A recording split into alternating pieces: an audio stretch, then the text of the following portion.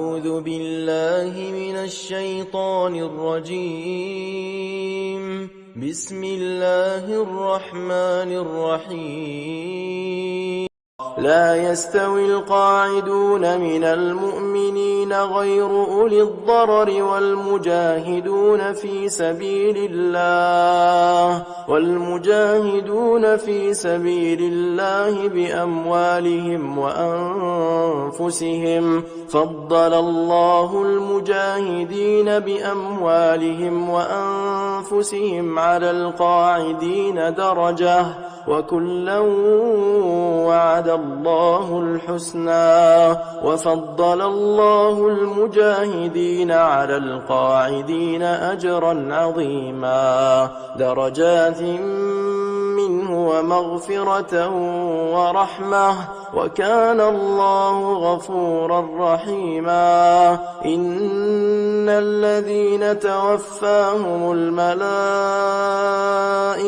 ظالمي أنفسهم قالوا فيم كنتم؟ قالوا كنا مستضعفين في الأرض. قالوا ألم تكن أرض الله واسعة فتهاجروا فيها؟ فأولئك مأواهم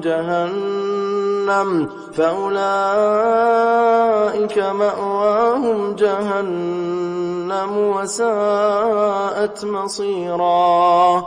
إلا المستضعفين من الرجال والنساء والولدان لا يستطيعون حيلة ولا يهتدون سبيلا، فأولئك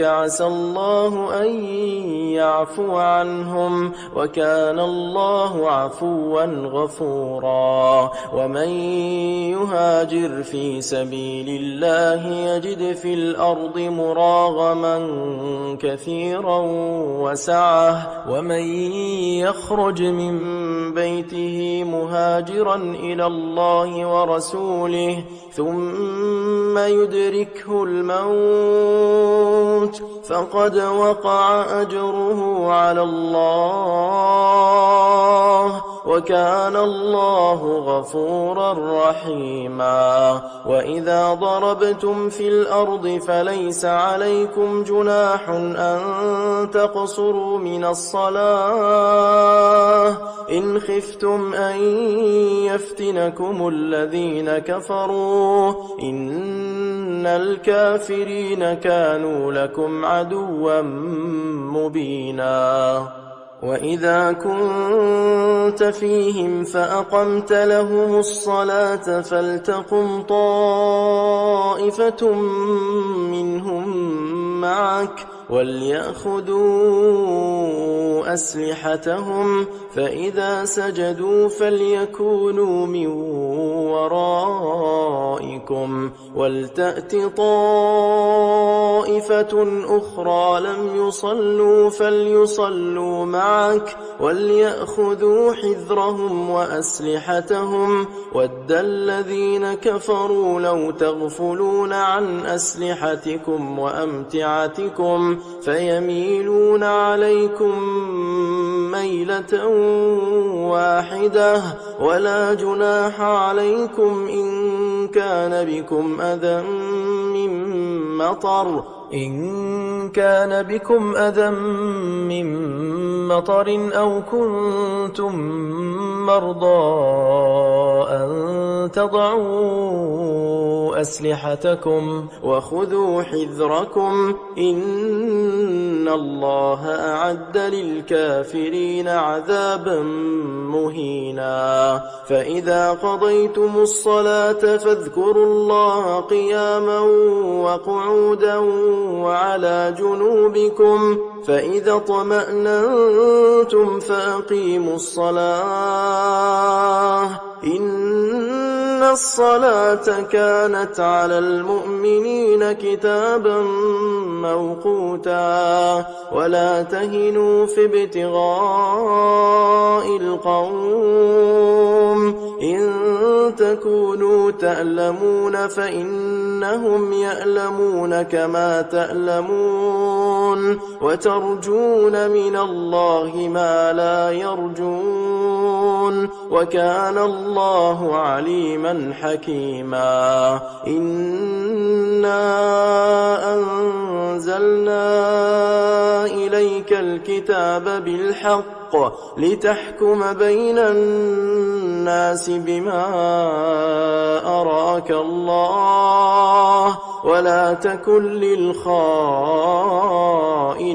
خصيما واستغفر الله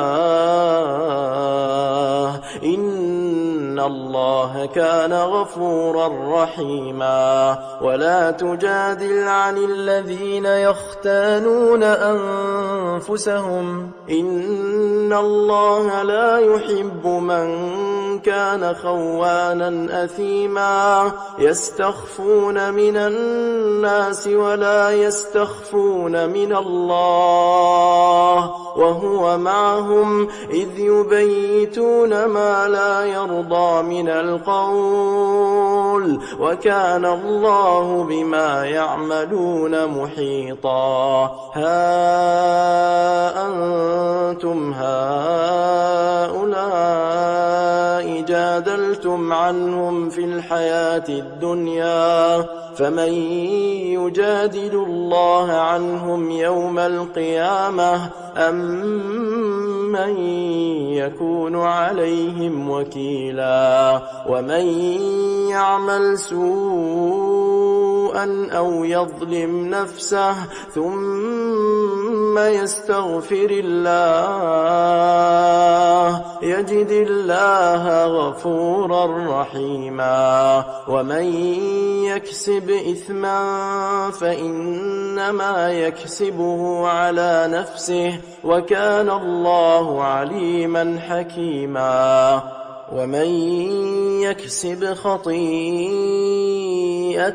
أو إثما ثم يرم به بريئا فقد احتمل بهتانا وإثما مبينا. ولولا فضل الله عليك ورحمته لهمت طائفة